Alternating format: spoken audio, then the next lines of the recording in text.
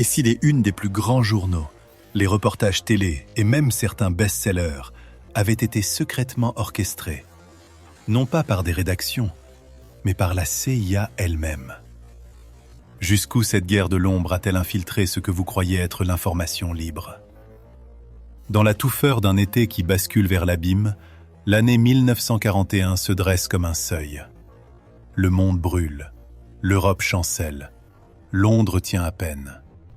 Au-delà de l'Atlantique, une puissance encore hésitante regarde les flammes gagner les continents. À Washington, les couloirs du pouvoir vibrent d'une inquiétude nouvelle. La guerre n'est pas encore la leur, mais déjà, les mots circulent comme des éclaireurs invisibles. Des rumeurs, des dépêches, des rapports fragmentaires. Les États-Unis comprennent qu'ils ne peuvent plus se contenter de voir. Ils doivent savoir. Ils doivent parler. Ils doivent, déjà, influencer. À sa tête, un homme qu'on surnomme bientôt Wild Bill Donovan. Avocat de Wall Street, héros décoré de la Grande Guerre. Un visage dur, une énergie qui ne plie pas. Roosevelt le choisit parce qu'il sait que Donovan ne craint ni les zones d'ombre, ni les paris risqués. Le mandat est large, trop large pour les esprits timorés. Collecter l'information, la centraliser, la lire entre les lignes. Mais aussi déjà parler au monde. Pas seulement par des discours officiels, mais par des récits, des nouvelles, des rumeurs orientées. De la propagande, oui, mais enveloppée dans le manteau respectable de l'information. Dans le fracas des bombes qui tombent sur l'Europe, le COI apprend à manier les mots comme des armes. Des tracts tombent des avions. Des bulletins radiophoniques glissent derrière les frontières ennemies. Des articles apparaissent dans des journaux étrangers, comme s'ils venaient de plumes libres, alors qu'ils naissent dans les bureaux de Washington. Sous le sceau de l'OSS, Donovan construit un monde parallèle. Des agents circulent en Europe, derrière les lignes. Ils sabotent, ils espionnent. Ils parlent, surtout. Ils écrivent. Ils soufflent des histoires aux oreilles des journalistes neutres, des diplomates hésitants, des résistants qui cherchent à croire qu'ils ne sont pas seuls. Une armée peut perdre une bataille, mais un peuple ne se rend que si son imaginaire est conquis. Alors l'OSS lance des opérations psychologiques, en Italie, en France, en Allemagne même. Des tracts imitent les journaux locaux, mais modifient une ligne, une colonne, une vérité.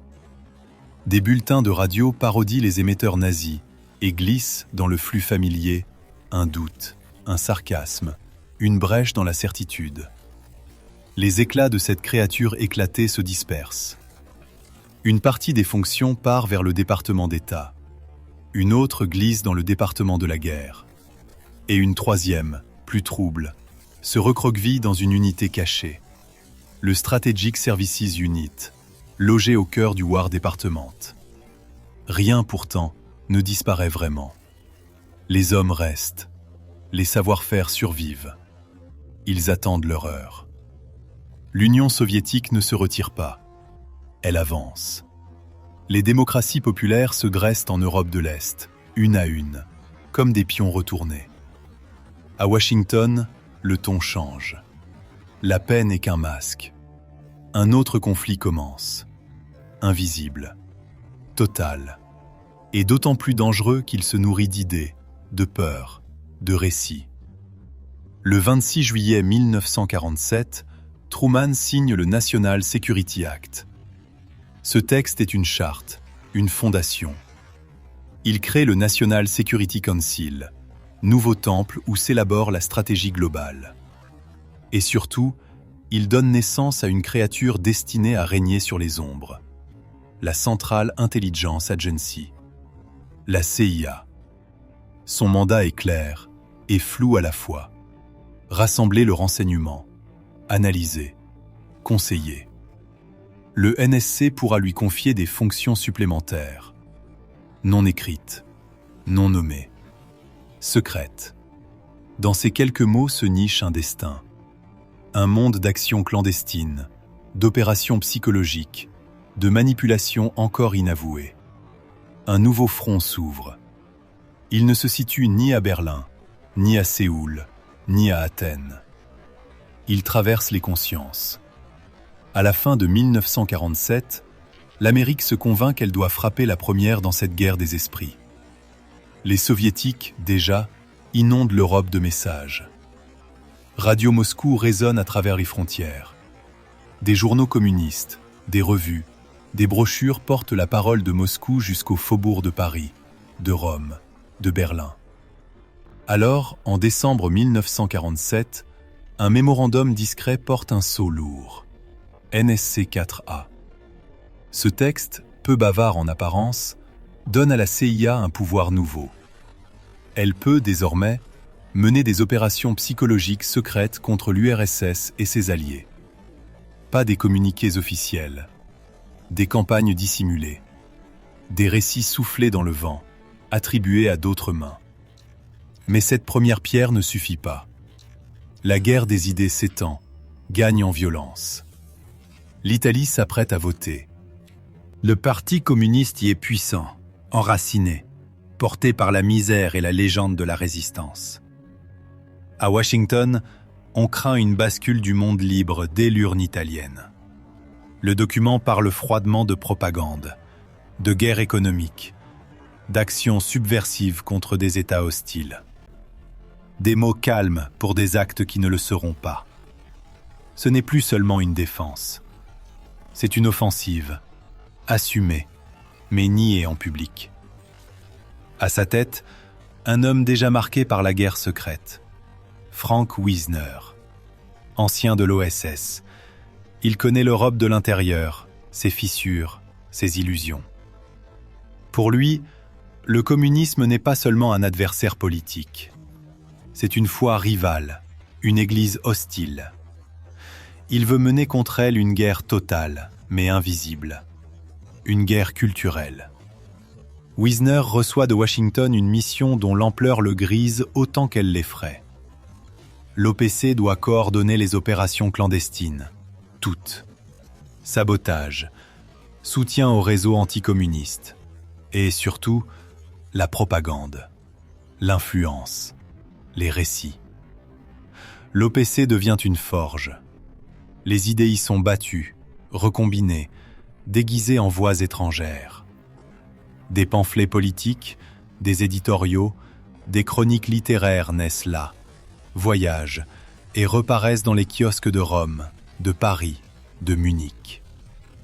Dans l'ombre, un autre visage, plus discret, se rapproche de ce centre de gravité. Allen Welsh Dulles. Pendant la guerre, chef de station de l'OSS à Berne. Il a observé les nazis, les résistances, les diplomaties à double visage. Il sait, mieux que quiconque, que les livres et les journaux peuvent, parfois, peser plus lourd que l'acier. Après 1945, Dulles conseille, oriente, tisse des liens. Bientôt, il devient directeur adjoint des plans. Il regarde l'OPC, observe Wisner, approuve ses intuitions. Dulles ne croit pas à la neutralité des idées. Il voit dans les intellectuels, les journalistes, les artistes autant d'armes potentielles au service de la politique étrangère américaine. Autour d'eux, la structure bureaucratique se transforme. L'OPC, d'abord entité spéciale, commence à s'imbriquer dans la CIA comme une lame qu'on enfonce plus profondément dans le manche.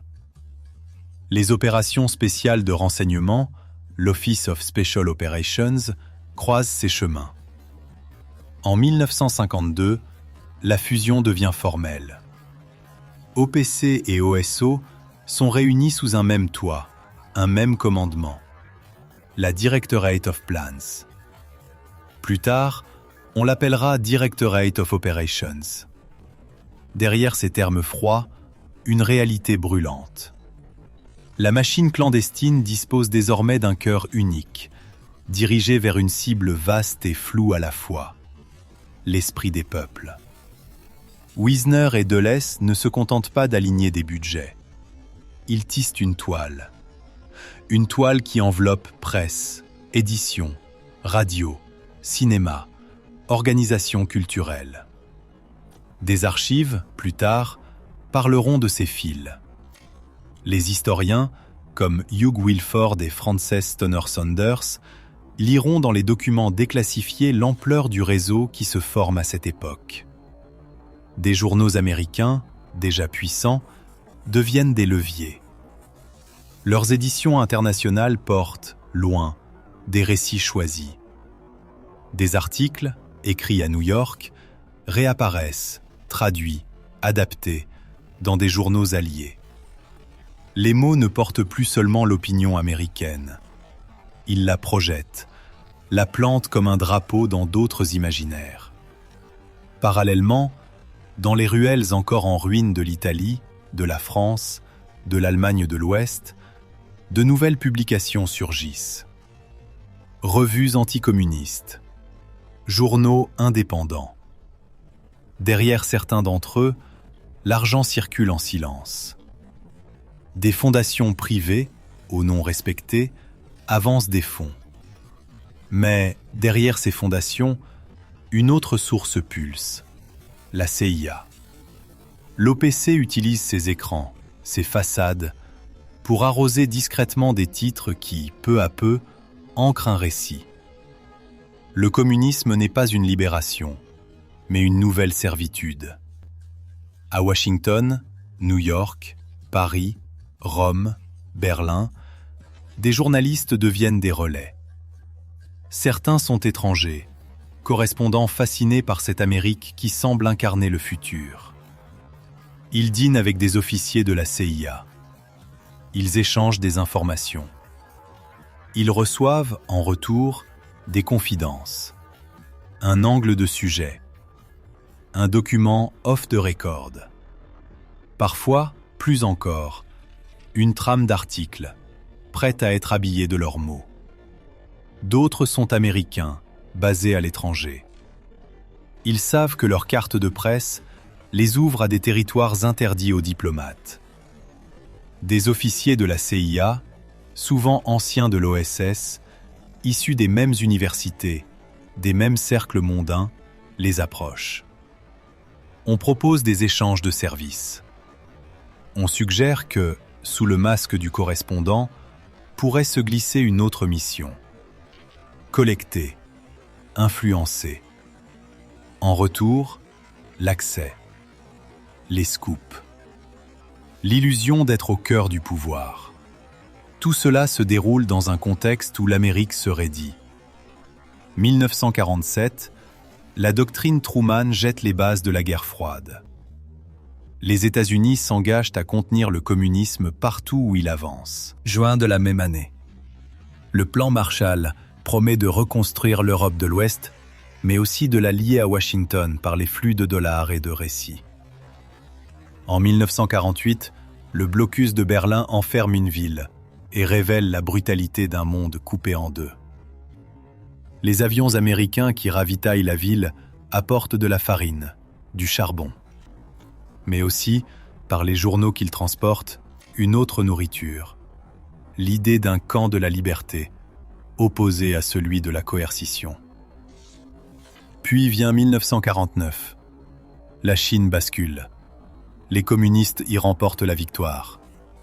Sur la carte, un géant rouge se dresse. En 1950, la guerre de Corée éclate. Les armes reparlent. Mais derrière les canons, les radios hurlent aussi. Chaque camp décrit l'autre comme une menace absolue, un ennemi sans visage. Aux États-Unis, cette tension extérieure nourrit une fièvre intérieure. Le macartisme monte comme une vague sombre. Le House Un-American Activities Committee multiplie les auditions, traquant le soupçon de sympathie communiste dans les studios, les universités, les rédactions. Le sénateur Joseph McCarthy surgit en 1950, agitant des listes, des accusations. La peur circule, se loge dans les conversations privées, dans les salles de rédaction, dans les bureaux de la CIA. Dans ce climat, les opérations psychologiques trouvent une justification ardente. Ils frappent, eux aussi. Ils saturent l'espace de leurs récits. Faut-il rester désarmé? L'argument est simple, séduisant, dangereux. Pour répondre à la propagande soviétique, l'Amérique doit manier la sienne.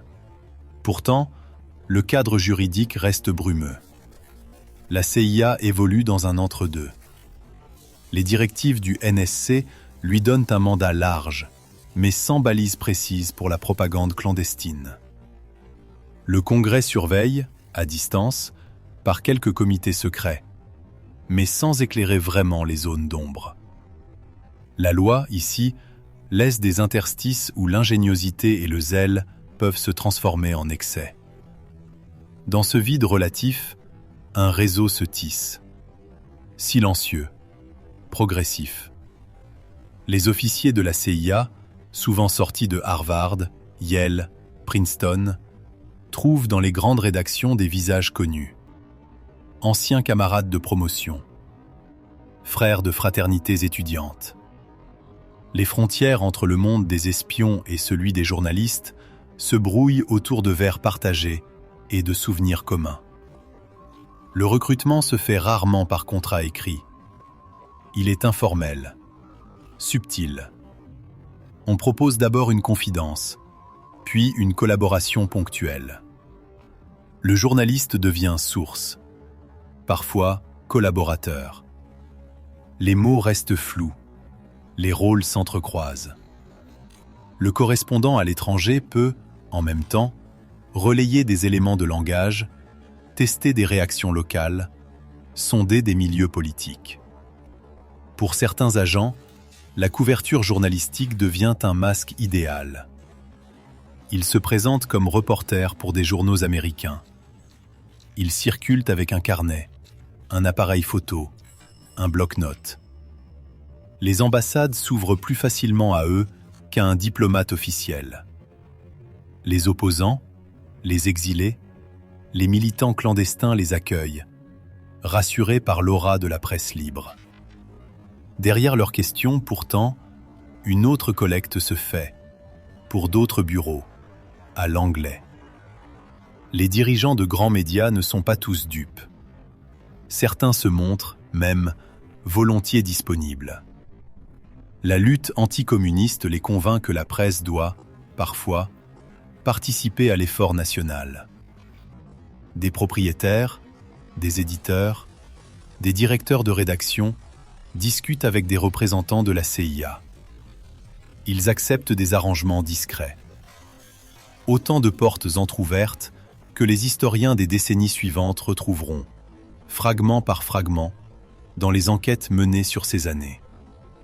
Ce n'est que dans les années 1970 que ce terme commence à circuler dans la littérature d'investigation. Des journalistes, comme Deborah Davis, en parlant de Catherine Graham et de l'univers du Washington Post, évoquent un programme secret d'influence de la CIA sur les médias. D'autres auteurs reprennent ce nom, le répandent. Il devient une étiquette commode pour désigner un ensemble diffus de pratiques, de manipulation, de collaboration. Les faits, eux, parlent un langage moins spectaculaire, mais plus solide. Ils montrent, morceau après morceau, une ingérence réelle. Des coopérations, parfois rémunérées, entre la CIA et des journalistes. Des financements cachés de médias étrangers. Des articles inspirés, amendés, soufflés par des officiels de l'ombre. Face à ce mélange de preuves fragmentaires et de récits amplifiés, une distinction devient nécessaire. D'un côté, ce qui est documenté, mémos, rapports, témoignages concordants. De l'autre, l'usage du label Opération Mockingbird, repris dans des critiques radicales, des discours conspirationnistes, sans que jamais un document officiel ne vienne confirmer l'existence d'un programme unique portant ce nom. Alors, une décision s'impose à qui veut raconter cette histoire, avec rigueur et feu. Utilisez Operation Mockingbird comme une bannière commode. Non pas pour affirmer qu'un seul programme, codé ainsi, aurait tout orchestré, mais pour désigner, en un mot, une constellation de pratiques d'influence médiatique déployées par la CIA depuis la genèse de l'ère Wisner et Dulles. Un mot, donc, pour un ensemble. Un chant d'oiseau pour une volière de voix guidée, de plumes orientées. Au sortir de la Seconde Guerre mondiale, dans le tumulte de la guerre froide naissante, l'Amérique ne se contente plus de défendre ses frontières. Elle commence à façonner, délibérément, le miroir dans lequel le monde la regarde.